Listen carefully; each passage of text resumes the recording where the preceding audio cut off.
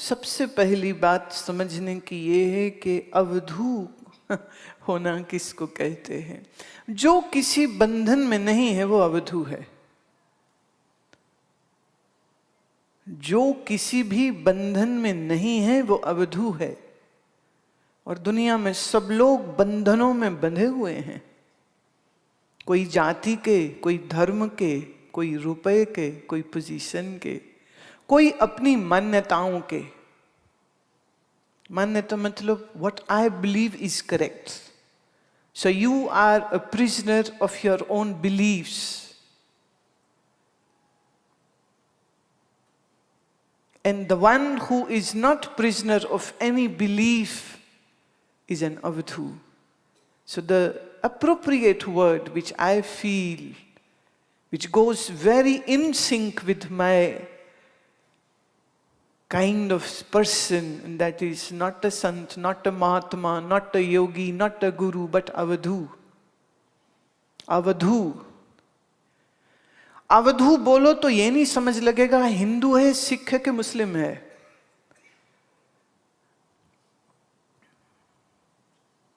संत बोलो और पीछे सिंह लग जाए तो कहेंगे कोई सिख होगा। स्वामी हो आगे और पीछे कुछ उपनाम हो जाए तो कहेंगे कि कोई हिंदू है, साधु।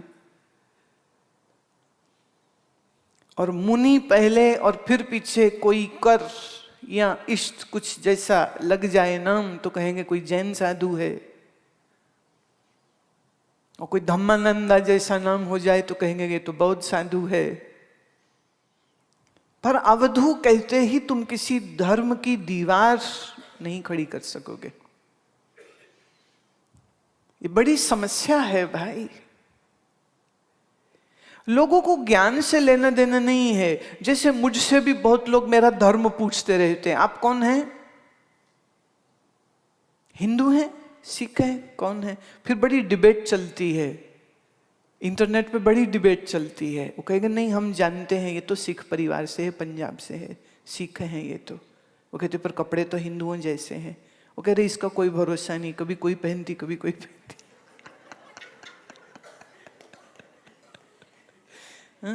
सीमाओं में बंधे हुए लोगों को ज्ञान से मतलब नहीं है, लेबल से मतलब होता है।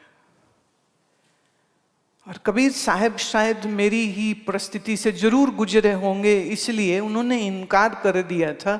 जब उनसे पूछा जाता था कि तुम हिंदू हो कि तुम मुस्लिम हो, तो वो कहते थे ना हिंदू न मुस्लिम न अवधू। इसलिए एक नया शब्द जो है अवधूत शब्द बड़ा पुराना है, उपनिषदों में भी मिलता है और अवधूत गीता है हमारे। तो अवधूत मतलब like sky, like ethers, like space, limitless, boundaryless, infinite, and beautiful. And everything is happening in that space. So Kabir had this very firm opinion that an enlightened person should be like space. Hence this word was the most favorite word which he gave to any enlightened one, and that is avadhu. And for his own disciples, his favorite word was sadhu. All his disciples who are doing sadhana will be called sadhu, and for those who are enlightened and realized, for them the word was avadhu. काश इस अवधू शब्द को समझ के, इस ज्ञान की विचार को करके इस अवधू मार्ग पर सब चल पड़े, तो दुनिया में जो धर्म के नाम पे झगड़े और कत्लेआम होते हैं वो सब अपने आप बंद हो जाए। कितनी हिंसा, कितनी घृणा, कितनी नफरतें फैलाई जाती हैं सिर्फ इसलिए मेरा धर्म तेरे धर्म से बढ़िया है, मेरा धर्म तेरे धर्म से बढ़िया, मेरा धर्म ग्रंथ तेरे धर्म ग्रंथ से बढ़िया है। पर सवाल ये उठता है, अगर धर्म ग्रंथ में ज्ञान है तो सभे सयाने एक मत। तो ज्ञान का मत तो एक ही होता है, वो दो चार तो होते नहीं। अब जिसे उपनिषद, मांडुक्य उपनिषद ओम कहती, उसी को गुरु नानक एक ओंकार कहते हैं। उसी को कबीर साहब सतनाम कहते हैं, उसी को दादू दयाल सतनाम साखी कहते हैं। ये बहुत लोगों को मालूम नहीं है। सतनाम शब्द श्री गुरु नानक देव महाराज से बहुत पहले से चल रहा था। और एक बड़ी अजब बात तुमको सुनाऊं।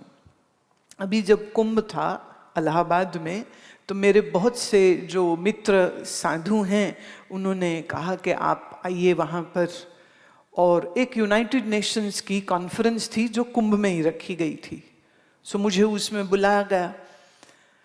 तो जब मैं वहाँ गई तो मौका मिला, बहुत सालों बाद, ऑलमोस्ट कोई 22 वर्षों के बाद मैं कुंभ मेला में दोबारा गई। एक ही बार गए थे, फिर दोबारा नहीं गए, और तब भी इलाहाबाद गए थे और अभी भी दोबारा प्रयागराज में ही जाना हुआ। तो वहाँ बहुत से गुजरात के संत थे, राजस्थान के संत थे, उन्होंने शिविर बने होते हैं। तो उन शिविरों के बाहर लिखा होता था खालसा। मैं खालसा, मुझे लगा कोई सिंहों का जत्था आया, मैं सिंह और कुंभ में क्यों आएंगे, मैंने तो कभी नहीं सुना। पर जब अंदर नजर पड़ती थी तो वो साधु वेश के होते थे। तो ऐसे कितने शिविर देखे जिसके ऊपर लिखा होता था खालसा, और कई जगह लिखा होता था सतनाम ओंकार साखी खालसा शिविर। फिर किसी एक साधु से मैंने पूछा, मैंने कहा ये खालसा शब्द तो पंजाब में है, जिसने अमृत पान किया हो उसको कहते खालसा, ये तुम लोग खालसा क्यों लिखते हो? तो वो कहते देखिए खालसा शब्द माने जो शुद्ध है, और हम संत सारे ध्यान साधना पूजा बंदगी के शुद्ध मार्ग में चले हैं।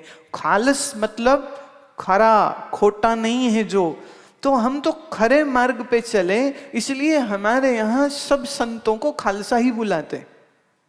मैं लो जी कर लो बात। पंजाब में मैंने जो देखा वो अलग था, वहां तो पंच ककार पहना हो तो खालसा, अमृतपान किया हो तो खालसा। और यहां वो सब संत हैं, और एक नहीं, दो नहीं, चार नहीं, 10 नहीं, मैंने कितने बड़े बड़े टेंट देखे जिसके अंदर सब तो जो महात्मा है, कोई सतनाम का सुमिरन कर रहा है और कोई ओंकार का सुमिरन कर रहा है, और कई कई जगह में उन्होंने वाहेगुरु खालसा भी लिखा हुआ था। तो उनसे पूछा आप, तो वो कहते हैं कि उनका कहना था कि गुरु नानक खाली पंजाबियों का है, हमारा नहीं है, वो तो हमारा है क्योंकि हमारे यहाँ रहा है। तो जब गुरु नानक देव महाराज उदासियों में गए होंगे, तो जिस जिस इलाके में रहे हैं, जहाँ जहाँ उन्होंने सत्संग किया, वहाँ जो जो उनके प्रेमी बने, जो जो उनके शिष्य बन गए, वो आज भी उसी नाम से सुमिरन कर रहे हैं। तो वो खालसा और शुद्ध। लेकिन फिर क्या है, आज के टाइम में जब तुम लेफ्ट राइट देखो तो बस यही ड्रामा चल रहा है। तुम किस धर्म के हो, तुम किस पंथ के हो, मेरा अच्छा तेरा नहीं अच्छा, तू मेरे पंथ में आ जा, वो कहेगा नहीं तू मेरे पंथ में आ जा। कबीर कहते सब छोड़ अवधू। देखो ये आज तो बिल्कुल भगवा भगवा है मेरा, है ना। तो भगवा कपड़ा देखते ही कहेंगे हिंदू हैं, फिर मैं सफ़ेद पहना हूं तो कहोगे कुछ और है। और बहुत से जो जैनी हैं वो मुझसे बहुत मोहब्बत करते हैं, और वो कहते हैं जितनी अच्छी से आपने आत्मा और अनात्मा, जीव और अजीव को आपने समझाया है, हमको एकदम क्लियर हो गया। बहुत प्यार करते हैं। तो ज्ञान की विचार करो भाई, कपड़े के रंगों की विचार मत करो। ज्ञान की विचार होनी चाहिए। अब ज्ञान का विषय क्या होगा, इस विषय में अब आगे आज आपको लेके चलते हैं और एक एक करके इन पहेलियों को सुलझाते जाएंगे। पहेली नंबर 1, भेरे चढ़े सो अधर में डूबे। जो नाव में चढ़ेगा वो डूब जाएगा, निराधार बहे पार। और जो निराधार रहेगा वो पार हो जाएगा, मतलब जो बोट में नहीं जाएगा वो पार हो जाएगा। कैसे, सुनो। बोट मतलब आश्रय, बोट मतलब प्लानिंग, बोट मतलब स्ट्रैटेजीज। हर आदमी के दिमाग में एक स्ट्रैटेजी है, एक प्लान है कि मैं अगर ये साधना करूंगा तो मैं मुक्त हो जाऊंगा। हाँ, कोई कहता है मैं अगर काशी विश्वनाथ जाके स्नान कर लूंगा और महामृत्युंजय का यज्ञ कर लूंगा तो मैं पार हो जाऊंगा। कोई कहता मैं हरिद्वार चला गया, गंगा जी में डुबकी लगा लिया तो हर हर गंगे और तर जाएंगे हम। किसी के मन में है कि मैं किसी जैन स्थानक में जाकर के वास करके तपस्या कर लूंगा, तपस्या से सब शुद्ध हो जाऊंगा तो मैं मोक्ष को प्राप्त हो जाऊंगा। कोई कहता है अगर मैं अपने इस धर्म ग्रंथ के, वो कोई भी धर्म ग्रंथ, वो भगवद गीता हो सकता है, वो कोई उपनिषद हो सकता है, वो रामायण हो सकता है, वो आज श्री गुरु ग्रंथ साहब की वाणी हो सकती है, कुछ भी हो सकता है। वो कहते हैं अगर मैं ये रोज पढ़ूंगा तो मैं मुक्त हो जाऊंगा। उसके मन में विश्वास है, उसके मन में एक धारणा है। कोई कहता है इस मंदिर में जाऊंगा, कोई कहता है मैं व्रत रखूंगा, कोई कहता है मैं यज्ञ करूंगा। तो ये क्या है? ये आपकी बोट्स हैं, आश्रय में हैं कि ये मुझको पार कराएंगे। कोई धर्म ग्रंथ, कोई धर्म स्थान या कोई धर्म गुरु, ये मुझको पार कराएंगे। और कबीर कहते यही सोच तुझको डुबा देगी। ग्रंथ पार नहीं करेंगे, कोई धर्म गुरु पार नहीं करेगा, कोई मंदिर पार नहीं करेगा। इन किश्तियों में अगर तुम बैठ के पार होने की सोचते हो तो पार नहीं जा पाओगे। निराधार भय पार, आधार रहित हो जा। अब यहाँ आधार रहित का अर्थ, ये बड़ी खतरनाक है जो आज मैं बात बोल रही हूँ, बड़ी खतरनाक बात है, ठीक से समझिएगा, नहीं तो तलवार लेके मेरे ही पीछे पड़ जाओगे।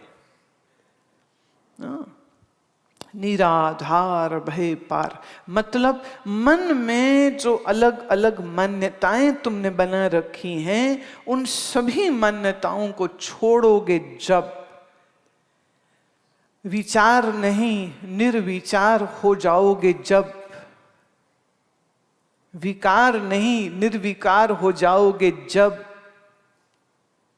तब पार होगे। मन को भर के नहीं, मन को खाली करना होगा। मन को भर के नहीं, मन को खाली करना होगा। जो मन को खाली ना कर सका और जिसने मन में मान्यताएं भर के रखी हुई हैं, वो अपनी मान्यताओं में बंधा हुआ होता है। और जो बंधन में है वो मुक्ति का स्वाद कैसे अनुभव करेगा। अवगट चले सो नगरी पहुंचे, बाट चले सो लूटे। Everybody loves to choose a safe passage and will do what others are doing. But a rebel, a spiritual aspirant has to be a rebel. So he doesn't follow the thing which is followed by everybody else.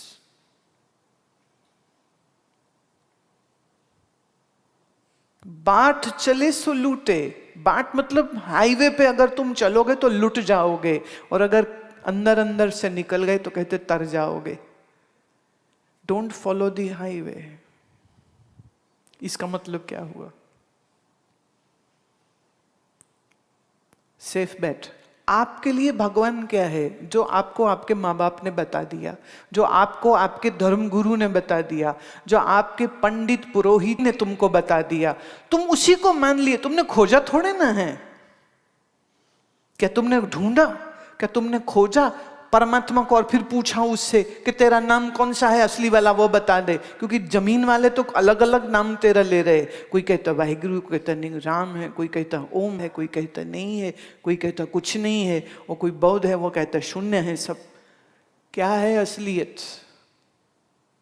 तो जो प्रचलित चीजों को follow कर रहे हैं वो कहीं नहीं पहुंचने वाले, और जो ढूंढेंगे असलियत को और जो समझेंगे असलियत को, कैसे? ज्ञान की विचार करने से। एक जेवरी सब लपटाने, जेवरी मतलब होता है रस्सी। एक रस्सी ऐसी है जिसमें सब लिपटे पड़े हैं, और वो रस्सी कौन सी है? वो रस्सी है अज्ञान की। पता कुछ भी नहीं, यूं पता सब कुछ होने का दावा करते हैं। जैसे कोई मर गया, हाँ तो मरा तो घर में सब क्या बोलते? हमारे पिताजी स्वर्गवासी हो गए। तुमको कैसे पता स्वर्ग ही गए हैं? बोलो। एक ने कहा हमारे पिताजी भगवान के चरणों में चले गए। मैंने कहा भगवान का एड्रेस क्या है उनको मालूम था? What was the pin code? What was the house number? And where is that damn house in which God lives? God should be informed. Here people are dying, killing one another in your name, and here you are sitting and sipping maybe that vapor. That vape.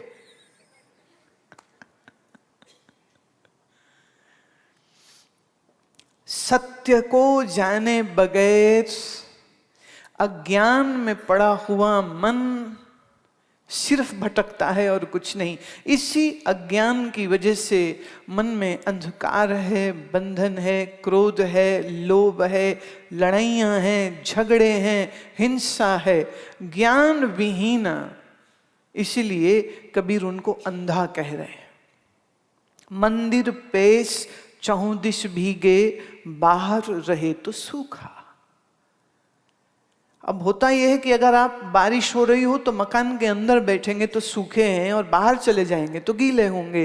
पर यहाँ कबीर जी बिल्कुल उल्टी बात कह रहे हैं। मंदिर रहे चहुं दिश भीगे, चारों ओर से भीग जाओगे। जब तुम अपने मन की सोच के दायरे में बैठे रहोगे तो दुख की बारिश में भीगते रहोगे, और जब तुम अपनी मन की छोटी सोच को छोड़ के बाहर निकल जाओगे तो सूखे हो जाओगे।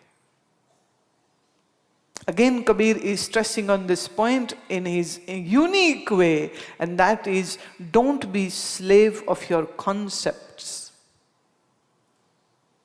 Look for the truth and face the truth and encounter the truth. Don't believe mere words. He's not saying believe my word. He's saying you should test even what I am saying.